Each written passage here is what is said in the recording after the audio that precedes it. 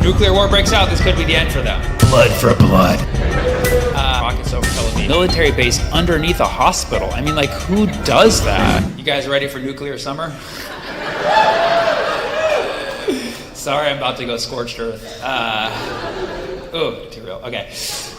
Let's just start with a moment of silence for the shareholders at BlackRock. If nuclear war breaks out, this could be the end for them. You know, it's really a gamble what they do. So let's pray for them. Let's pray for them. They're also my sponsors. Here's a hot take. I don't like nuclear war, okay? I think it's bad.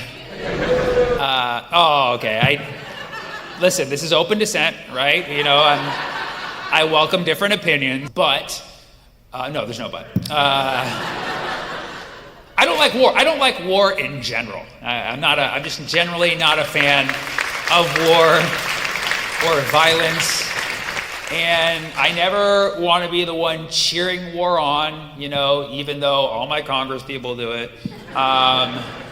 So I'm letting you know that I'm fighting a war within. I'm trying to find the restraint from those little tingles of joy of watching rockets over Tel Aviv. I'm trying to find the little restraint because I know I don't want to have these feelings of like wishing any kind of violence or, you know, destruction on any people. So I urge everybody to practice having empathy for people who you may not like. And Tel Aviv was bombed this weekend, and 37 raves had to be canceled. You know, thousands of people with dual citizenship had to go to their other country of origin.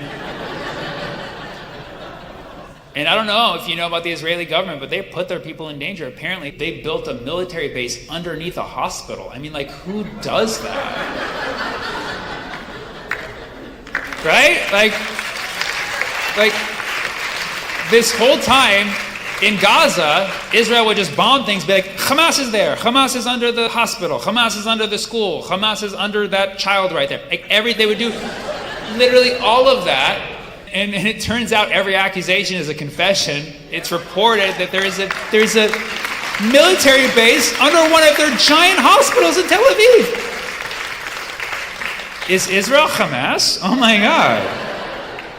My mind is blown. That's not a good metaphor to use right now. But by the way, if you also get upset that I'm making jokes about Tel Aviv getting bombed, just remember, that's where my grandma's from. My grandma's from Jaffa, which is now called Tel Aviv. And so how do you think I feel watching rockets being, you know, blown into my hometown that I can't visit? How do you think I feel? You know, I think really what we learned in the last few days was that turns out Netanyahu was right. This whole time he was like, Iran's gonna bomb us. And look at what's happening. Look at you can't argue with that. Netanyahu was right. He's like, Iran's gonna bomb us. And we're like, no, what are you talking about? He's like, Iran's gonna bomb us. We're like, no, come on. He's like, Iran's gonna bomb us. And then it turns out all he had to do was bomb them first in preemptive self-defense. And the audacity of Iran to bomb back. People are saying, like, wait a second, if Iran was gonna bomb you, why would you bomb them first? That's not self-defense, that's an attack. Yes, if time moves forward. You know what I'm saying? Right? That's the paradigm that you're operating in. But what if Netanyahu's in the reverse paradigm where time is backward? Then everything makes sense, right? Because this whole time you're like, why is Israel bombing Gaza? Why are they bombing Lebanon? Why are they bombing Syria? Now why are they bombing Iran? It's because if you look all the way down the line, or earlier in history, in his version, it's because eventually Israel's economy will crumble because the whole world hates them, and eventually the ethno-state will fall and become an actual democracy with equal rights for all human beings. And that's called Palestine.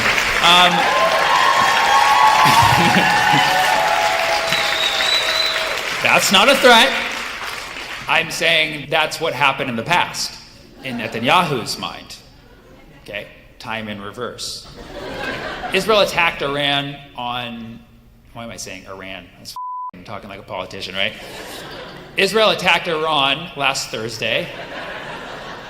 Don't laugh during that part. Now it's like, these evil people. Why were they laughing? People accuse me of editing in laughter. But what they don't know is that I'm telling the audience when to laugh. So let's do that part again. Iran! So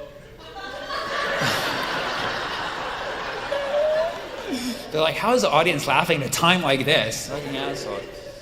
So Israel attacked Iran last Thursday, and they called it Operation Rising Lion. I think a better name would be Operation Aggressive Pussy. But Rising Lion, Operation Rising Lion, that's what Scar called it when he killed Mufasa in The Lion King. And you're like, no, Sammy, he pushed Mufasa off a cliff. That was Falling Lion. Okay, technicality. So Israel launched this preemptive attack on Iran. And now you have all these American politicians like, I stand with Israel. Like, well, not too close, buddy. Of course, Israel kindly offered us an invitation to join in the war against Iran. It was very nice of them. But of course, the United States declined because we're too busy having our hands tied with orchestrating the whole war in the first place.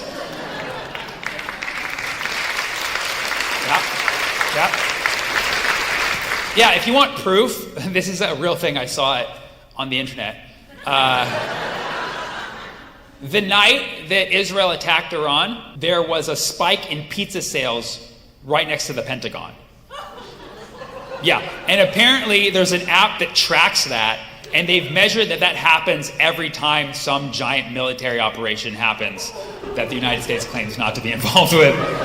But apparently the Pentagon staff is pulling all-nighters and ordering from every pizza spot imaginable. Which kind of makes sense, right? Because the US government just wants a pizza of the Middle East. You know what I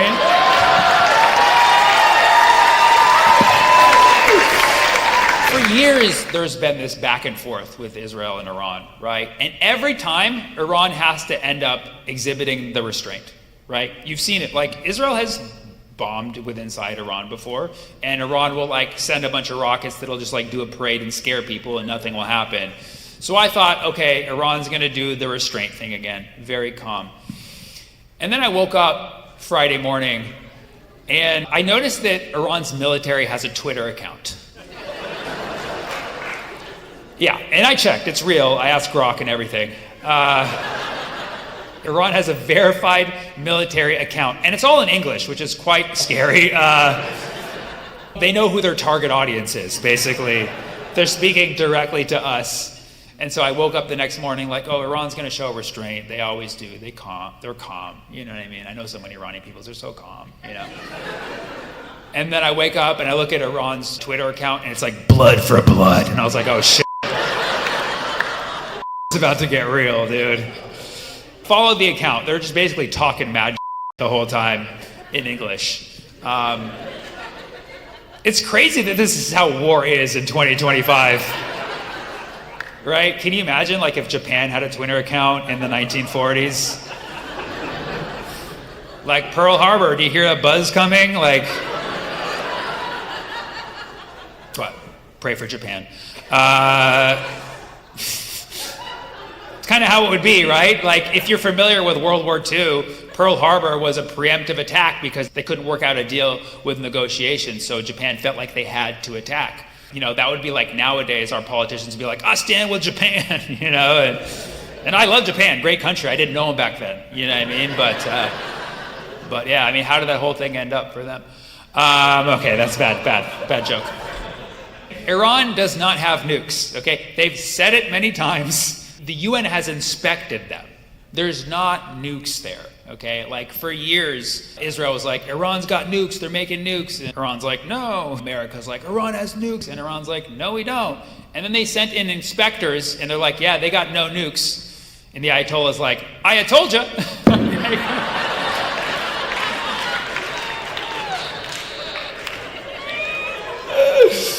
See, everything's gotta have a punchline, right?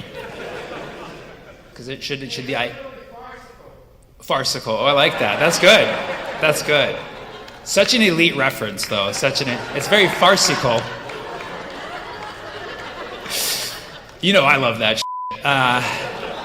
So Iran, they have a nuclear program, but there's literally no evidence of nukes. I don't know. I mean, I guess we could give the benefit of the doubt to somebody who's claiming that there's weapons of mass destruction in a Middle Eastern country. I don't know if there's ever been any precedent of that we should pay attention to historically, but I'm just going to do clean slate in my mind. If someone says we have weapons of mass destruction, I'm going to be like, yup, let's go get them.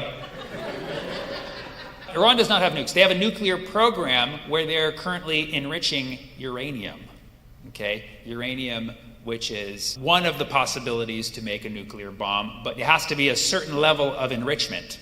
I might be wrong about this, but it has to be like 65% enrichment, and they're only at 63, okay? So, okay, they're close, okay, but they're not fully enriched. You know what I'm saying? The irony here is that uranium is an element on the periodic table, and its periodic letter, what do you call it? Its letter? Periodic. Its periodic symbol? That's so dumb. And its periodic symbol is just you, right? Which makes sense. It's typical Israel, always making it about you. Whatever. But we're talking about potential nuclear weapons, okay? Now, why are they called nuclear? Okay, because nuclear refers to the nucleus of an atom. And to make a nuclear explosion, you either have to have nuclear fission or nuclear fusion, meaning you either have to break up a nucleus or you have to merge two nuclei together. And I think this is actually a metaphor for the nuclear family.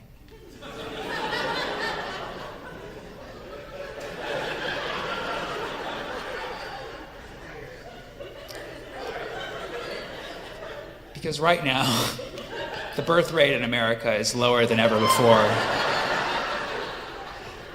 And we don't have the same old traditional family values that we had back when we were actually dropping nuclear bombs in the 1940s. Right? Go nuclear, go nuke. It's like, go nuclear in, go nuclear out. You know what I mean? Nuclear within, nuclear without.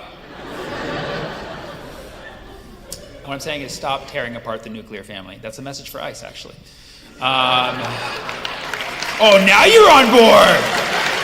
Now you like it. So Iran does not have nuclear weapons, and in fact, they allow their country to be inspected.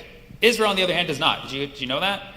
Israel does not allow, and so again, I'm against nuclear war, okay? And I guess it makes sense in theory that not everybody should have nuclear weapons. You know what I mean? Like, I don't think I should have a nuclear weapon. You know what I mean? I get a little hangry sometimes. You know? So I get it. Not everybody should have a nuclear weapon. And then you're like, well, Sammy, then we need somebody to decide who gets a nuclear weapon and who doesn't. I'm like, okay, logistically that makes sense. Well, then who should it be? The country that bombs the most other countries in the world? No, it should be like Switzerland or something. You know what I mean? Like, it should be like Hawaii.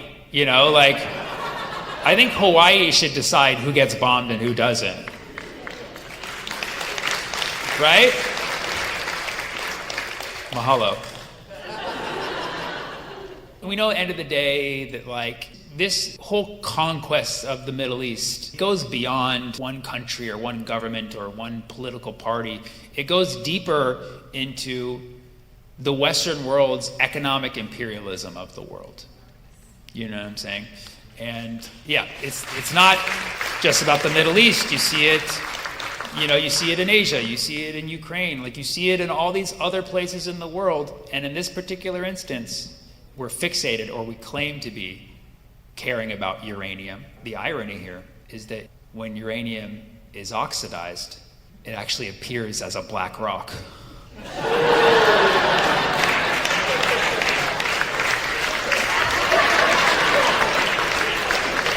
Was that a truth bomb or was it nuclear? Sometimes I get bored, I'll just text random numbers and talk to strangers. Anybody, you can make a friend with anybody in the world. You pick the right numbers, like 426-371-4274. Hey, want something from the store? Usually they're like, who the hell is this? But every now and then one guy's like, oh yeah, could you get me some bread, some milk? Just keep it at 2 items, bro, all right? One time I was like, hey, you want something from the store? He's like, I'm already at the store. What do you want? I was like, oh, no. I panicked. I was like, 1 yellow onion. I don't want to say nothing. He's like, wow. I'm like, I'm making spaghetti. He's like, But you hate spaghetti. I'm like, bro, you don't even know me. He's like, You always say that. this time it's for real, man. He's like, Is this a new number? you know what, save this number and delete the old one. Never call that number again, bro. I'll be home soon. Mwah, I miss you. XO. When I started comedy, I was pretty poor, man. I ate peanut butter out of a jar every day. I would have a scoop of peanut butter for breakfast. For lunch, I would have 2 scoops, and then for dinner, I would get chips at a local taqueria for free, and then I would dip them into peanut butter.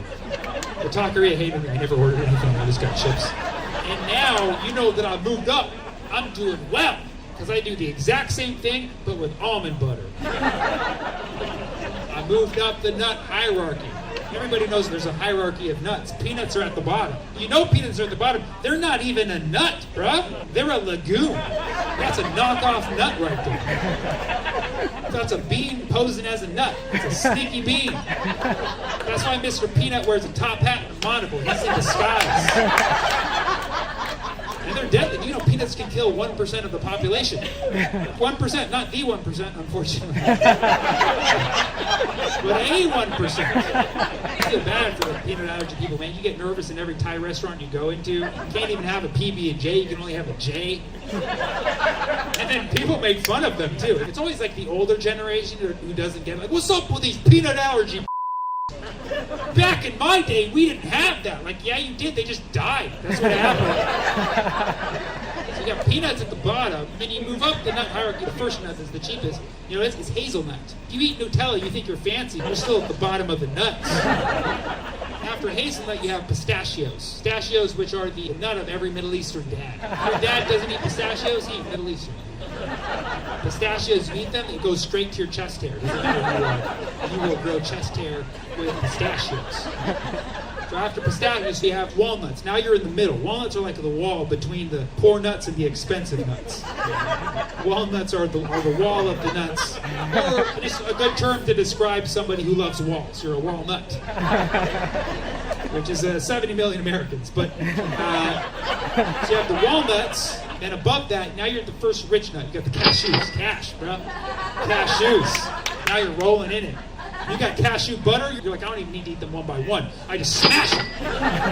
Once you get above cashews, almonds, right? And that's where I'm at right now. Almond butter, bro. I take that seriously. I heard a woman at the store call them almonds. I was so angry, dude. I think it's not named after a guy named Al, okay? It's almond for all of us. If you call almonds almond, you can leave right now. Almonds? Who calls it that? They shook the hell out of the L. I prefer that to almonds, believe me. But I don't know what to do with that. So you got your almonds here, right? Got your almonds. Listen, let's just make amends. You got your almonds right here. And then above the almonds, you have pine nuts. Pine nuts, you know, are expensive because you can eat 1 million of them and you still don't even feel a thing. You ever bought pine nuts before? You buy a little pack for $10. Now, at the top, who knows what you got for there? Macadamia, return of the Mac. Macadamias, the OG Mac Daddy of nuts. This is how you know, they're not even a nut, they're a seed. That's at the bottom of the nuts, you have beans. At the top, you got seeds. Like, I'm not even a nut, I'm a seed, bro. They just call me a nut for fun. You know why macadamia nuts are so expensive? Because macadamia trees take 10 years to develop. So you're like, I'm gonna start a macadamia farm. All right, let's do it. 10 years, let's wait. You know someone who has a jar of macadamia nut butter in their house? Befriend that person. They are loaded. That's my goal, is the mac butter, okay? I know you're thinking, why did he just explain to us financial hierarchy nuts? There is a point. What I'm trying to say, in a nutshell, is that there are A-list nuts, there are B-list nuts, there are C nuts, and there are D's nuts. She got it. You got to it. Points. Do you even know what what NATO stands for? Bear fight wolf. Sometimes you gotta have a war. And this is how it all started. I'm anti-war. I'm against war. And I'm anti-war across the board. Like, I'm just not into, I just don't, it just doesn't do it for me. It doesn't get me going like it does for some people, you know? And you know who also has that point of view? Young people. High school age people, college age people have the anti-war, which is so crazy because they would be the ones who would go fight it. Isn't that crazy? What a coincidence. The people who would actually have to go serve and fight in the wars don't like the war. What's weird? It's always the old Who are like, well, sometimes you gotta have a war.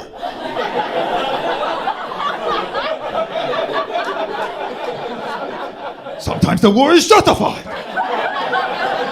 Me? No, I'm not gonna fight. The kids, yeah. I'll send the weapons, yeah. It's weird. Some weird shit, man. I don't get it, man. I see a lot of people picking and choosing wars and stuff. I don't get it, man. Like, I spend a lot of time thinking about the Israel, Palestine, Russia, Ukraine matrix. You know, this one, it boggles my mind because I see so many people very inconsistent on this. I get that the situations are not the same. They're similar. They're not the same. But like, I respect people who have consistent logic. Like, if your point of view is Ukraine must stand up and resist occupation, and Palestinians must stand up and resist occupation, that's consistent to me. I see the consistency. Or if your position is, I just don't like war, I want to end these wars. What do we got to do? Concessions? Stop sending weapons? Let's end these wars. Let's end these wars. I understand that position. Or even if, and I don't agree with this one, if your position is like, yeah, oppressor, get the weak. Like, okay, cool. I'm not into that at all, but at least you're consistent across the board, you know? Like, occupiers, occupy. You never hear that one, you know what I mean? You never hear like, yeah, Russia and Israel doing their thing, you know what I mean? Like, you don't hear that from anyone.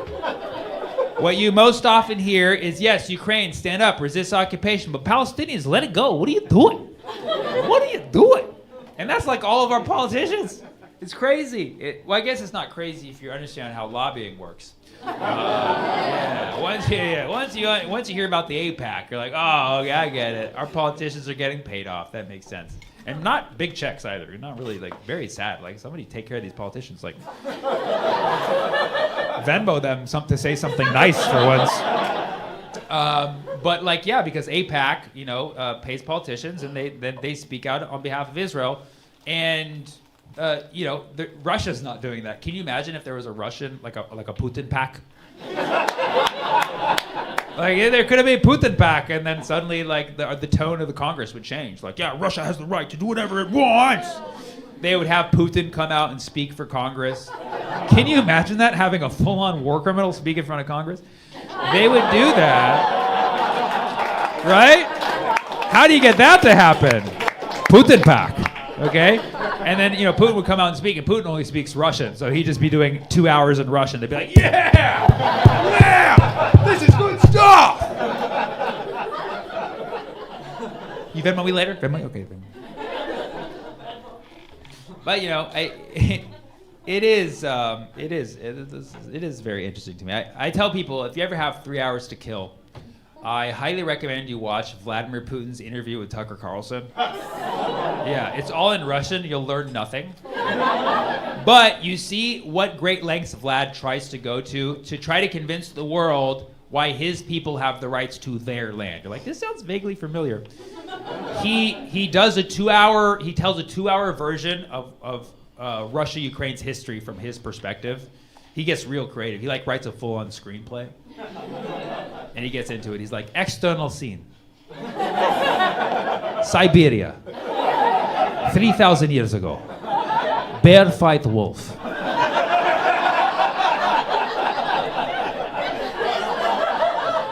Bear win. Russia begin.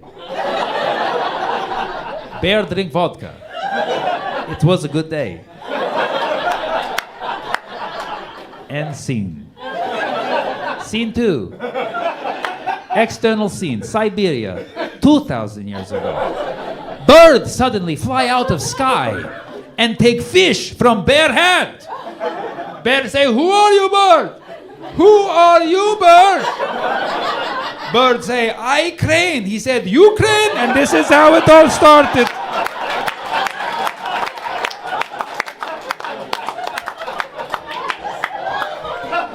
I totally spoiled it. That's exactly how it goes for 2 hours.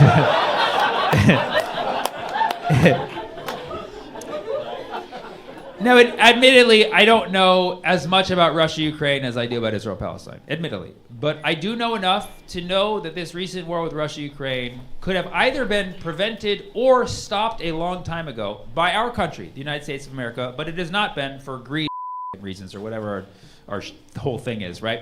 I know enough to know that. And that's why I was just very, I guess disappointed is the best word I can say. Like when people around me in the Western world, who I feel like I share similar progressive anti-war values with, we're cheering this war on for some reason, like, you know, it's a good thing, like we shouldn't have been preventing it or shouldn't be trying to stop it. And people who even self-identify as woke were saying things like, yeah, Russia, yeah, NATO, go NATO, NATO good, Russia bad. I can join NATO if I want to. Say it with me, come on now. You know, like what? Like, do you even know what NATO stands for? NATO stands for North Atlantic Treaty Organization. You know what North Atlantic means? It means white, okay? Yeah. Look at the Atlantic. There's a lot of countries there. They're not all white. NATO only reps the white ones, okay? Except Turkey, but Thanksgiving, okay? And they're trying to kick Turkey out, by the way. That gives you, it gives you a very clear hint. Like, look, there's like a lot of countries in the Atlantic. NATO only reps the north ones, the white ones, okay? Nothing wrong with being white, but you can't call yourself a progressive organization if you only rep white nations. That's some racist shit. Look at the list of countries that NATO reps, and you'll see why NATO spelled backwards is zero tan.